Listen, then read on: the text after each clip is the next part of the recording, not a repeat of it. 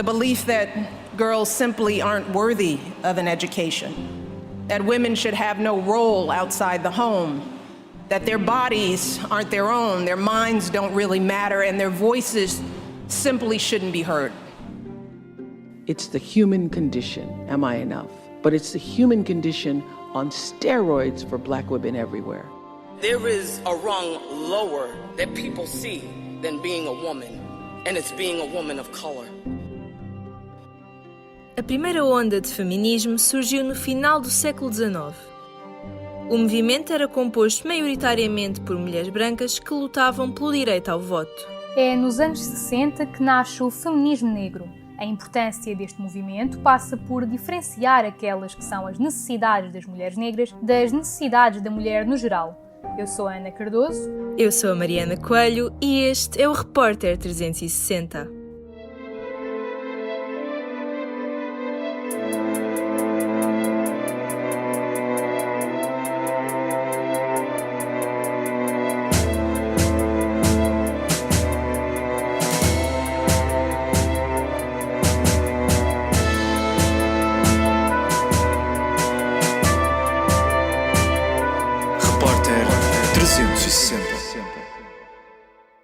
O Instituto da Mulher Negra em Portugal é uma associação feminista negra interseccional. Foi idealizado por Joacine Catar Moreira, que procurava responder de forma eficaz às necessidades das mulheres negras em Portugal.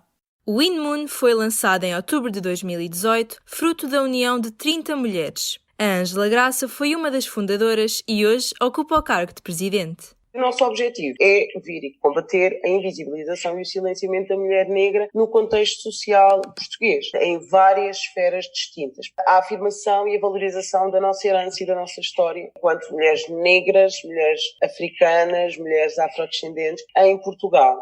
Tudo isto surge numa tentativa de trazer mudanças efetivas ao que é hoje o lugar para o qual a mulher negra foi forçosamente empurrada. Os resultados estão à vista. A Alexandra Santos, vice-presidente do INMUN, fala sobre as metas alcançadas. Os maiores ganhos foi efetivamente metermos este assunto a debate. Para além disto, conseguimos ajudar muitas pessoas que entretanto entrou em contacto connosco, que por alguma razão precisam do nosso apoio. O conceito de feminismo já é conhecido mundialmente, mas não se pode dizer o mesmo sobre a interseccionalidade. Foi criada em 1990 pela feminista Kimberly Williams Crenshaw. Para a presidente do INMUN, o termo vai além do ideal. O feminismo não é uma teoria, uma prática, um princípio novo. No entanto, a questão do feminismo negro integra aqui uma complexidade que o distingue do que é o feminismo branco ocidental a que nós nos habituamos. Portanto, a ideia da interseccionalidade põe aqui cruzamento entre várias formas de violência e discriminação de que a mulher negra é alvo. Nós, enquanto mulheres negras, sofremos discriminação por sermos mulheres, por sermos negras, por sermos mulheres negras lésbicas pobres e, portanto, há aqui toda uma variedade de elementos que se cruzam em formas de discriminação e violência.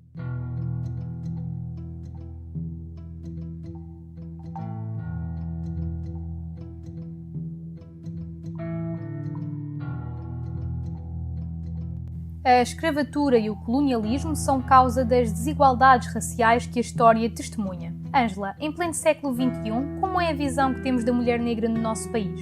A mulher negra em Portugal é vista hoje como era vista no tempo do colonialismo e não digo no tempo da escravatura para não exagerar. Ainda há uma imagem da mulher negra como trabalhadora subalterna, há uma total instrumentalização do nosso corpo como força de trabalho ou numa lógica sexualizada, ou então a ideia da mulher forte que tem que tolerar e aturar e conseguir suportar absolutamente tudo, quer do ponto de vista emocional e psicológico, quer do ponto de vista físico. Alexandra acrescenta. As mulheres são responsáveis por maior parte do trabalho feito em casa. Ainda são as principais responsáveis por cozinhar, por limpar, por tratar da roupa. Portanto, neste sentido, e falarmos em subalternidade, a mulher negra é muitas vezes exposta nesse papel, não é? Quer dizer, que é de cuidadora, mas não é de cuidadora só da sua família, mas também das famílias dos outros. Mas a subalternização da mulher negra não passa só pelo meio familiar. Hoje em dia, ainda são raras as mulheres negras que ocupam cargos de chefia. A Fabiana Leonel, que integra a equipa do INMUN, fala sobre o condicionamento no acesso ao mercado de trabalho. Existe uma estrutura racista e essa estrutura racista, ela tanto coloca pessoas negras socialmente num lugar de vulnerabilidade, o que vai impedir muitas mulheres negras de chegarem a uma escolarização. O racismo, inclusive, ele é uma barreira para esse capitalismo, né? Porque muitas pessoas com capacidades similares, com formações até superiores, não vão conseguir um trabalho porque são pessoas negras, e ser negro tem uma imagem associada à não confiabilidade, à não capacidade, né, que é tudo herança desse processo colonial e escravocrata que a gente é herdeira. Para Ângela, isto explica a necessidade do ativismo. Estruturas, organizações, associações como Mind Moon são cruciais. Existem mulheres negras de todos os géneros, formas e feitios, com todo o tipo de capacidades e competências possíveis e imaginárias. E com isto dizer e reforçar aqui o que se passou o ano passado com a eleição de 3 deputadas negras para o Parlamento Português, que foi um feito histórico, e é ridículo que em 2020 ainda se considere um feito histórico para um país dito democrático e desenvolvido que mulheres negras ocupem lugar num Parlamento. É preciso desconstruir este imaginário de que nós num lugar de pouca escolaridade e de pouca capacidade intelectual, e que o nosso lugar é a cuidar dos filhos de terceiros, a criar filhos de terceiros, a limpar casas de terceiros ou a cozinhar em restaurantes de terceiros. A Paula Suaila quer ser jornalista. Para alcançar este objetivo, está a tirar licenciatura de jornalismo na Escola Superior de Comunicação Social. A luso-guineense já foi imigrante em França e, quando voltou para Portugal, arranjou emprego na área da restauração. Tal como muitas outras, já sofreu por microagressões. Foi mais um menosprezo da parte do meu patrão. Então, não me quero vitimizar, mas só o fato de ser negra e mulher já é uma dupla discriminação e uma dupla opressão, vamos dizer. Então, eu acho que nós temos que trabalhar o dobro do que as mulheres brancas. Existe a ideia de que a mulher negra tem de ser particularmente forte. Mas como é que o estereótipo pode afetar a saúde mental? A vice-presidente do INMUN dá-nos a resposta. Eu acho que quando nós falamos em saúde mental e quando nós falamos nesta coisa do ser forte, é isto, quer dizer, quantas pessoas é que têm que viver com isto, lidar com isto e ao mesmo tempo responder a isto de uma forma que seja aceite, que seja ok, que seja educativa. De ser forte, de ser sempre excelente, e temos de ser sempre excelentes, não nos dá a possibilidade de sermos só. É o direito de sermos. Muitas vezes a discriminação pode passar despercebida. Falamos de microagressões. Podem parecer simples ou indignas de um comentário, mas têm a capacidade de marginalizar um indivíduo. Eu acho que, se nós pensarmos em microagressões acima de tudo, é pensarmos também que quanto mais visivelmente tu fores contra um sistema que te diz que tens que ser de uma determinada forma ou que exalta determinadas coisas e tu não correspondes, mais vítima serás de microagressões. Porque as pessoas vão estar sempre, constantemente, a reiterar aquilo que tu devias ser para caber dentro dos padrões da sociedade. Ruth Sousa é cabo-verdiana, mas atualmente vive em Portugal.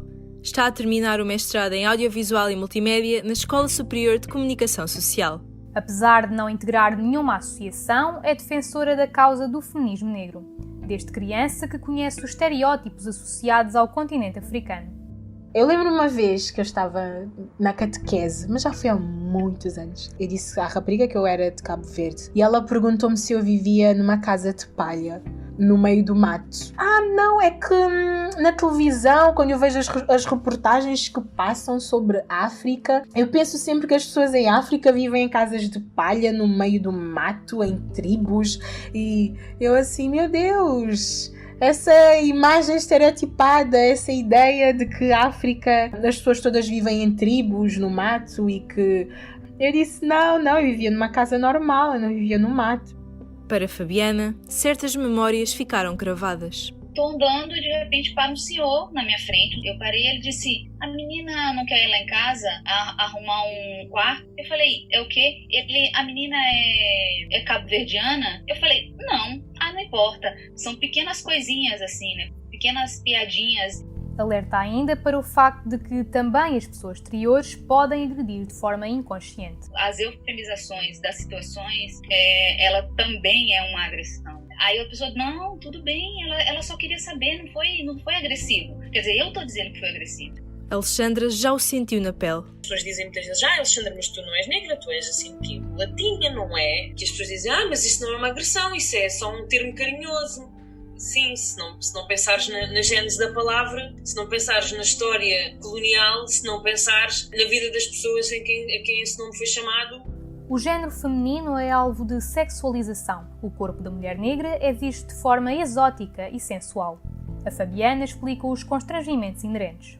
A nossa sexualidade foi sempre usada a serviço dos outros. É como se a sexualidade estivesse à disposição, né? Então, e você conseguir, né, individualmente ou coletivamente construir uma sexualidade para você é muito complicado, porque você está sempre caindo nesse estereótipo. E é muito difícil você viver uma sexualidade saudável dentro de um mundo racista que te vê de uma tal maneira que tem uma expectativa e que muitas vezes a gente consegue muito pouco viver isso de uma maneira saudável, né? Porque a gente está quase sempre a serviço do prazer do alheio. Em Portugal, o passado colonial é romantizado e glorificado. Tal fica evidente pelo modo como o colonialismo e a escravatura são abordados nos livros de história. Ângela Graça defende que esta forma de ensino banaliza o tema e impacta negativamente a comunidade negra. Enquanto continuamos a vender a ideia de que o português foi um colono que se misturou, vamos continuar a dizer que isto não fez mal nenhum e que não tem mal nenhum e que muito menos nem pensar tem reflexos nos dias de hoje.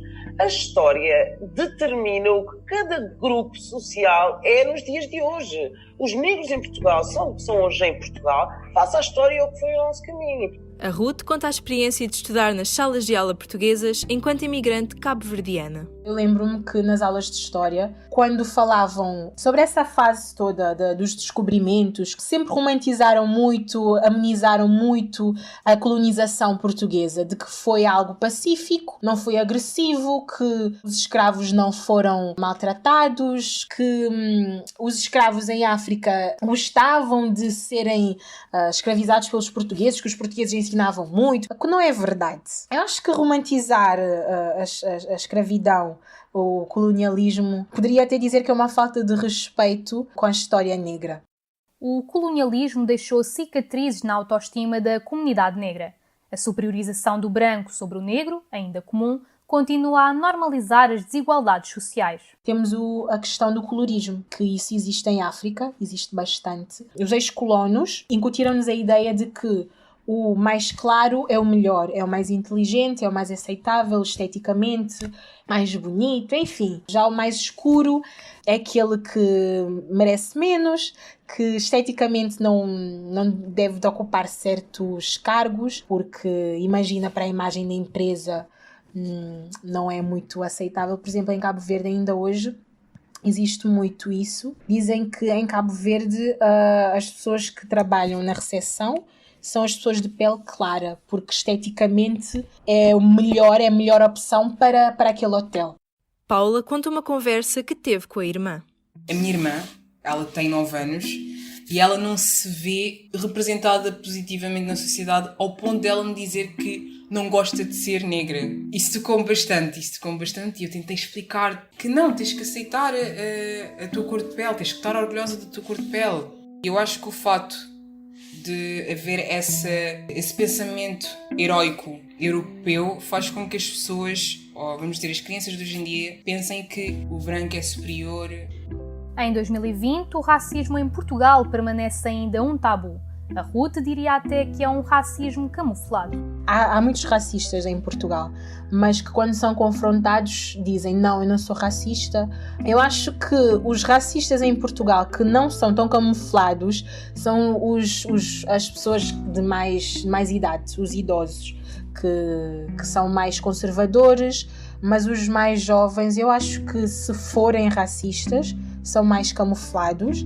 Tu só percebes isso, se calhar, em alguns comentários relativamente ao teu cabelo, se calhar também relativamente à tua cor. Já para as integrantes do INMUN, esta é uma questão que não pode continuar a suscitar dúvida. No último ano e meio, tivemos várias demonstrações do que temos ao nível do tecido intelectual do português. Quanto mais continuarmos a negar, menos nós conseguimos trabalhar contra, não é? Se nós não podemos trabalhar uma coisa que nós dizemos que não existe. As associações têm um papel decisivo no que diz respeito ao reconhecimento da existência do racismo em Portugal. A mudança precisa ser coletiva. E eu acho que se juntarmos essas associações, grupos, movimentos contra o racismo, eu acho que isso motiva mais as pessoas também para se juntarem, porque é uma causa muito maior. O ativismo, essas associações fazem com que as coisas avancem mais. É mesmo aquele motor para avançarmos.